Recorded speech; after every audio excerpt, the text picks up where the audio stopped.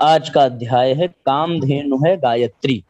पिछले महीने इसके पूर्वार्ध को हम लोगों ने पढ़ा था, प्रथम भाग, और इस महीने अब हम लोग उत्तरार्ध को अगला भाग पढ़ेंगे, अंतिम किस्त है। विगत अंक में आपने पढ़ा कि परम पूज्य गुरुदेव अपने साधना परक उद्बोधन में गायत्री को कामधेनु घोषित करते हुए कहते हैं, माँ गायत्री की साधना में इतनी शक्ति है कि उनके माध्यम से इस संसार की समस्त विभूतियों का अर्जन संभव है। इसीलिए माँ गायत्री कामधेनु सदृश है। पूज्य गुरुदेव कहते हैं कि माँ गायत्री से ऐसे दैवी अनुग्रह को प्राप्त करने के लिए प्रचंड पुरुषार्थ की आवश्यकता होती है, जो कर्मयोग को आधार बनाकर अपने जीवन को जीते हैं एवं सदा ईश्वरीय शक्ति को समर्पित होकर जीवन जीते हैं। उन्हें माँ गायत्री के अनुग्रह से संपत्ति, प्रतिष्ठा जैसी लौकिक विभूतियां तो प्राप्त होती ही हैं, साथ ही उन्हें वे सारी आध्यात्मिक संपदाएं भी हस्तगत होती हैं जो साधनात्मक पुरुषार्थ की चरम परिणति कही गई है। आइए हृदयंगम करते हैं उनकी अमृतवाणी को। इज्जत की कीमत।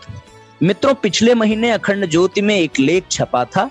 एक कंपनी थी, वह दिवालिया हो गई थी। मालिक ने अपने नौकरों से कहा, दोस्तों, अब हमारे ऊपर इतना कर्ज हो गया है कि हम अपनी फैक्ट्री को चला नहीं सकते, अतः अब हम इसे बंद करने जा रहे हैं। अब आप लोगों को जो पैसा है उसे हम चुकाना चाहते हैं और आप लोगों की छुट्टी करना चाहते हैं। उस कंपनी में लोग 70-80 वर्ष से काम कर रहे थे। उन्होंने कहा, आप क्यों बंद करना चाहते हैं? क्योंकि बैंकों ने हमको पैसा देना बंद कर दिया है और हमारे पास पैसे खत्म हो गए हैं।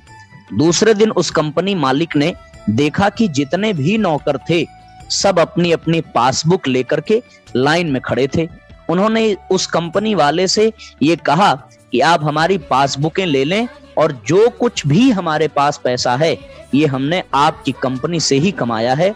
इस पैसे को आप अपने लिए खर्च कर लें और कंपनी को बंद ना करें। मित्रों, उस कंपनी में 6000 मजदूर काम करते थे। 6000 पासबुकें आ गईं। 6000 पासबुकों में ढेरों पैसे थे। उन ढेर सारे पैसों को लेकर के कंपनी का मैनेजर बैंक मैनेजर के पास गया और बोला कि आप इन 6000 पासबुकों के साथ में जो विड्रॉल फॉर्म लगे हुए हैं उनका पैसा कैश कर लीजिए और अपना पैसा चुका लीजिए तथा हमारी कंपनी बंद मत कीजिए। बैंक के ऑफिसरों की बैठक हुई।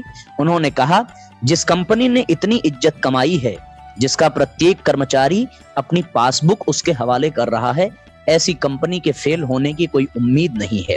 इसलिए बोर्ड ऑफ डायरेक्टर ने दोबारा ये फैसला लिया है कि हम इस कंपनी को फिर से लोन देना शुरू करेंगे।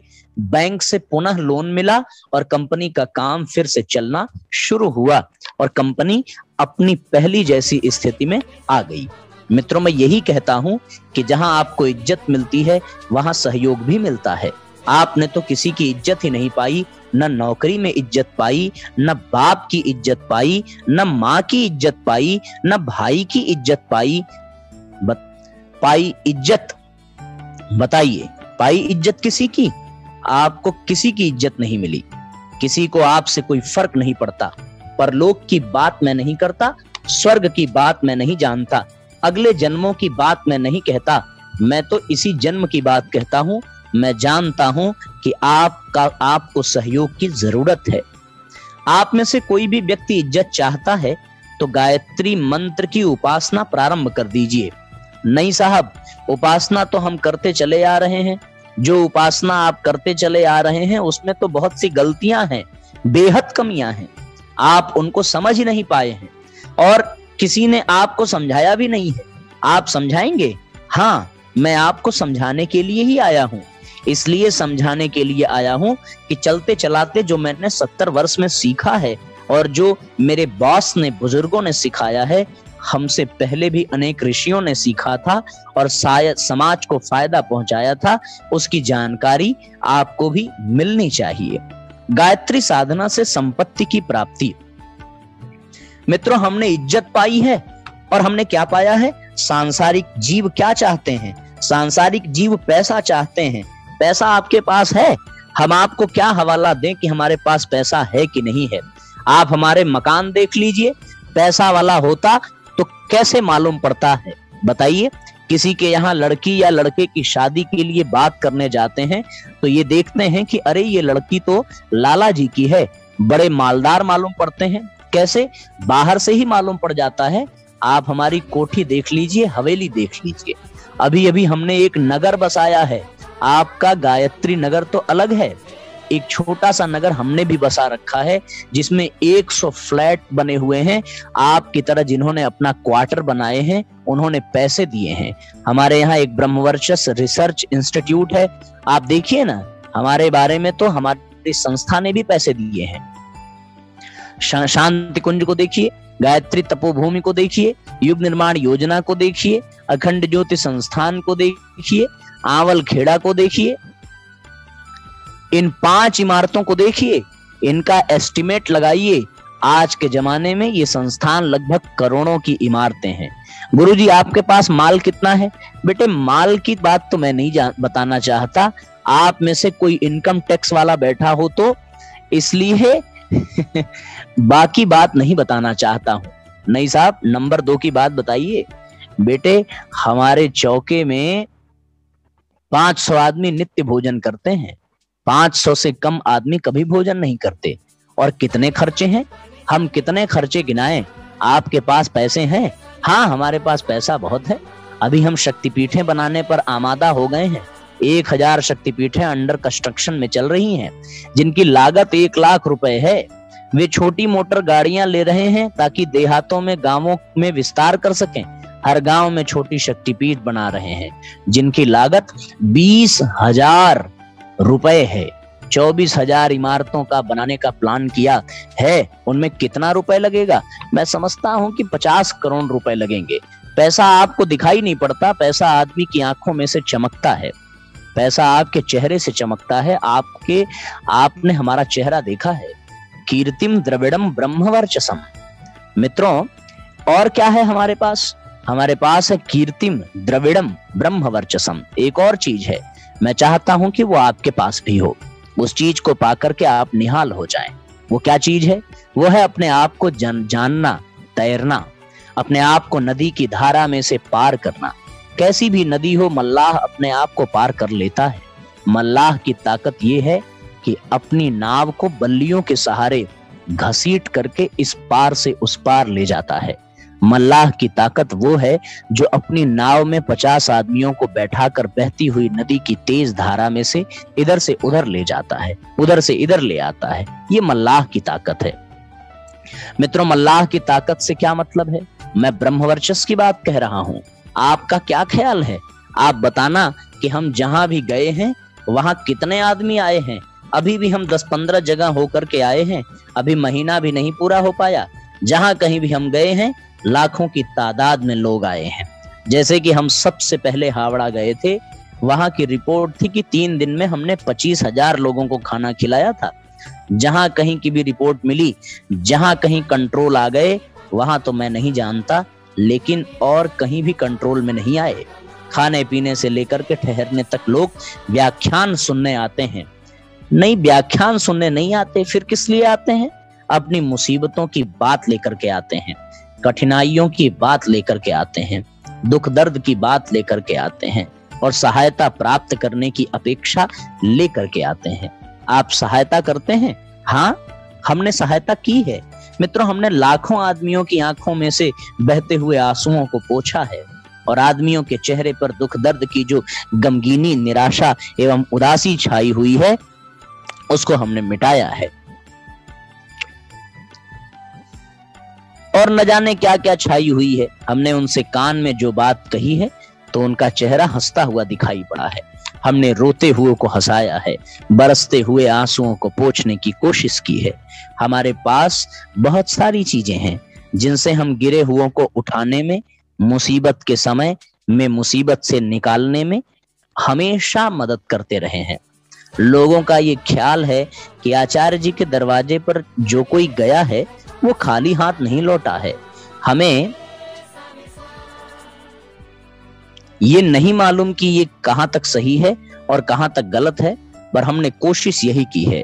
राजा कर्ण 1.25 मन सोना कमाते थे और सारा का सारा दान कर देते थे। हमने सुना है कि प्राचीन काल के ऋषि भी ऐसे ही थे, अपनी तपश्चर्या से जो कमाते थे उसे लोगों के लिए खर्च कर देते थे। हमने सुना है कि भगवान बुद्ध जब मरने को हुए तब लोगों ने उनसे पूछा, क्या आप मुक्ति में जाने वाले हैं, स्वर्ग में जाने वाले हैं? तब उन्होंने कहा, नहीं, ऐसी बात नहीं है, हम स्वर्ग और मुक्ति में नहीं जा सकते, क्योंकि जब तक संसार में एक भी आदमी बंधन में बंधा हुआ है तब तक हम मुक्ति में जाने को रजामंद नहीं हैं। कौन है संत?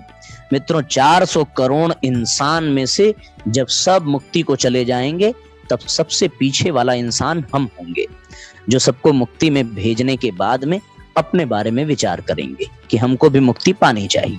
हमने सिद्धियों की बाबत विचार नहीं किया है, हमने शांति की बाबत विचार नहीं किया है, हमने मुक्ति की बाबत विचार नहीं किया है, हमने स्वर्ग की बाबत विचार नहीं किया है।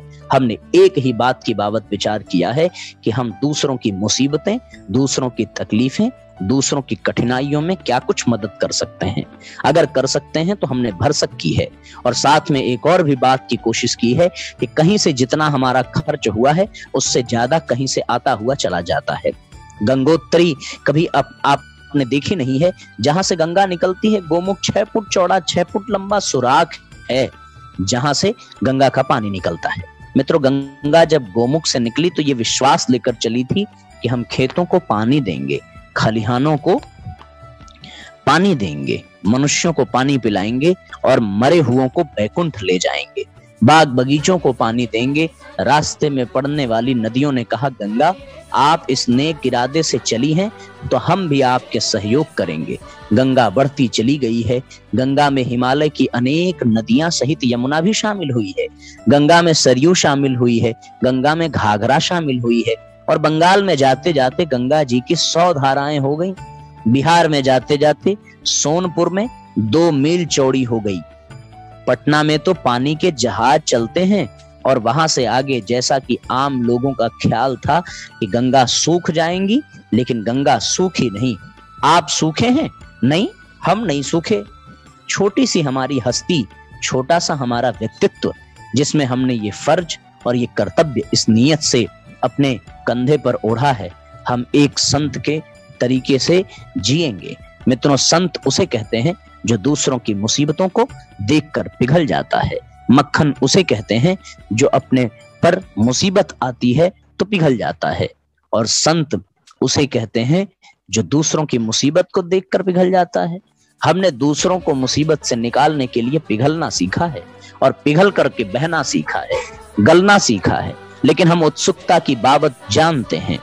इससे हमको यकीन दिलाया हुआ है, हिमालय ने गंगा को यकीन दिलाया हुआ कि बेटी तो पानी फैलाने के लिए, प्यास बुझाने के लिए चली है, तो हम विश्वास दिलाते हैं कि हिमालय जब तक जिंदा है, बर्फ जब तक जिंदा है, तब तक तेरे पानी में कमी नहीं हो सकती। देखिए, आज तक कमी नहीं हुई है। गायत्री साधना में ब्रह्मवर्चस, मित्रों, जिसका नाम ब्रह्मवर्चस, जिसको ब्रह्मतेज कहते हैं, ये हमने उसी से पाया है। जिसको हम गायत्री मंत्र की प्रैक्टिस कहते हैं, थ्योरी उसे कहते हैं जिससे कि हमको आत्मसंतोष मिलता है। थ्योरी उसे कहते हैं जिससे कि कर्म करने की हमको प्रेरणा मिलती है, जिससे कि हमको अपने विचारों पर, भावनाओं पर और क्रियाओं पर अंकुश करने के लिए पूरी की पूरी सामर्थ्य मिलती है। ब्रह्म विद्या उसे कहते हैं जिसमें एक मैग्नेट पैदा होता है जो देवताओं का अनुग्रह खींच करके नजदीक ले जाता है। पेड़ों के अंदर एक मैग्नेट होता है जो बादलों को पकड़ करके नीचे ले आता है। आदमी के भीतर एक मैग्नेट होता है जो देवताओं के अनुग्रह, देवताओं के वरदान, देवताओं के आशीर्वाद को खींच करके जमीन पर ले आता है। देवता अपनी मर्जी से नहीं देते। आपका क्या ख्याल है कि वे नारियल के बदले देते हैं, धूप बत्ती के बदले देते हैं, अक्षत के बदले देते हैं, जबान की बकवास के बदले में देते हैं? आपका ये ख्याल गलत है। अपने भीतर का चुंबक, मित्रों, सही ख्याल क्या है? देवता एक मैग्नेट के दबाव से लोगों की सहायता करने के लिए और वरदान देने के लिए मजबूर होते हैं। हमारे देवता हमसे मजबूर हुए। हमारे भीतर के देवता भीतर से प्रकट हुए हैं और बाहर के देवता बाहर से प्रकट हुए हैं। नदियां 2 तरह की पाई जाती हैं। एक नदियां वे होती हैं जो ऊपर पहाड़ से झरने झरते हैं और नदियां बहती हैं, एक नदियां ऐसी होती हैं जैसे नर्मदा ऊपर से नहीं निकलती वरन जमीन से फूटती है। जमीन में से संपदाएं फूटती हैं और ऊपर से बरसती हैं, ऊपर से भी बरसती हैं और नीचे से भी फूटती हैं। हमारे भीतर से भी अतीन्द्रिय क्षमताएं फूटी हैं और दैवी अनुग्रह बरसा है, क्योंकि एक मैग्नेट हमारे भीतर है। ये मैग्नेट भीतर की सोई चीजों को भी हिला देता है, जगा देता है।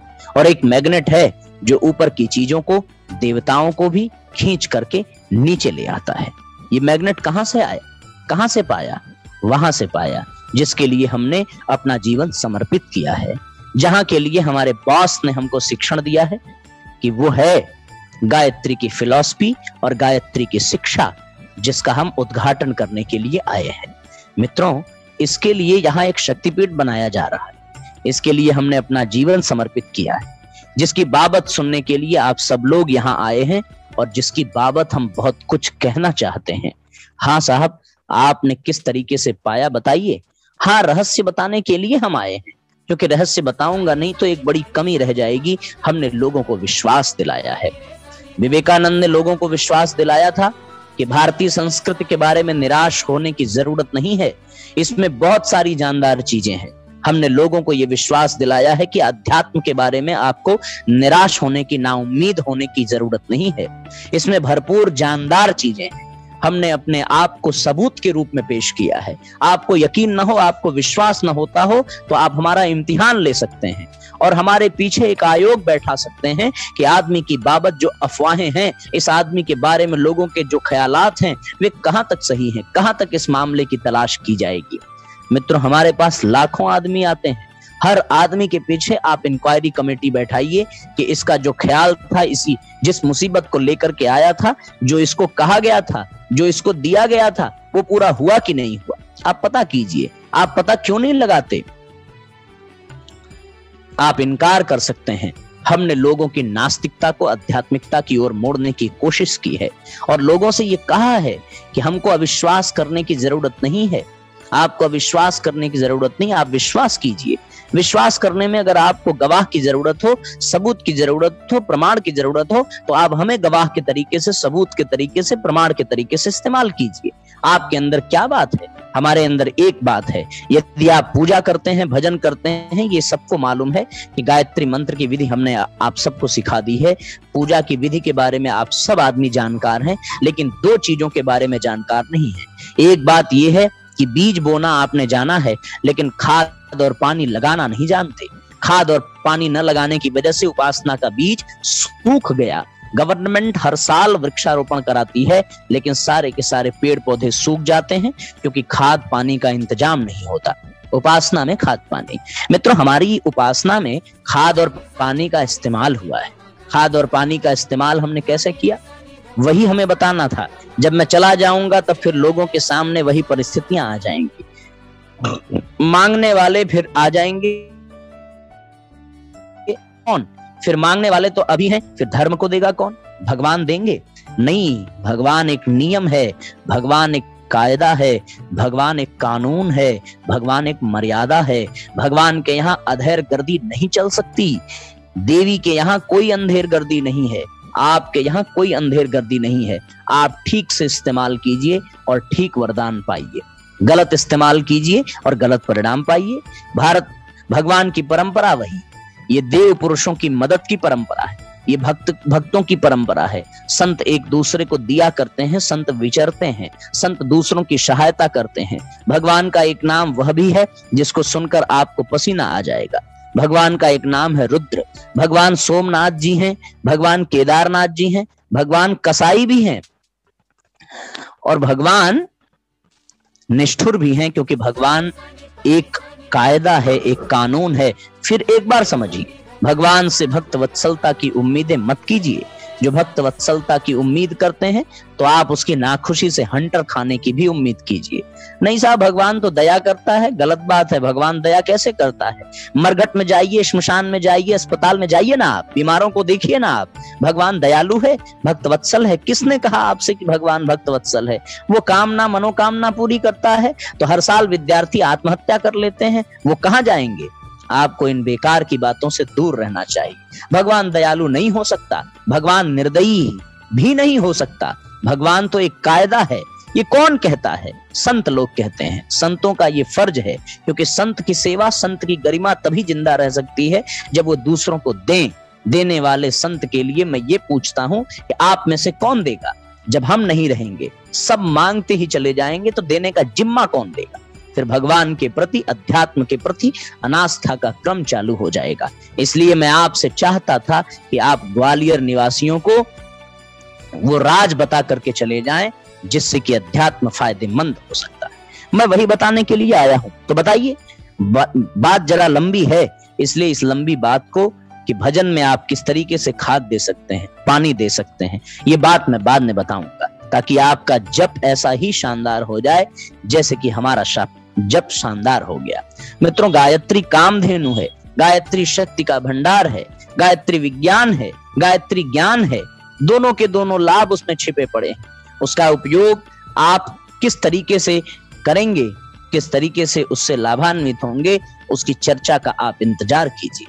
आज की बात को हम यही समाप्त कर देते हैं। गायत्री महान है, गायत्री पारस है, गायत्री अमृत है, गायत्री कल्प वृक्ष है, गायत्री ऋषियों की धरोहर है, गायत्री कामधेनु है, गायत्री वो सब कुछ है जिसमें भारतीय संस्कृति और भारतीय सभ्यता के सारे विज्ञान छिपे हुए हैं।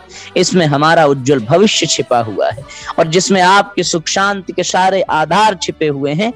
लेकिन उसको इस्तेमाल कैसे करेंगे, इसको जानने के लिए आपको कल का इंतजार करना चाहिए। आज की बात यही समाप्त करते हैं।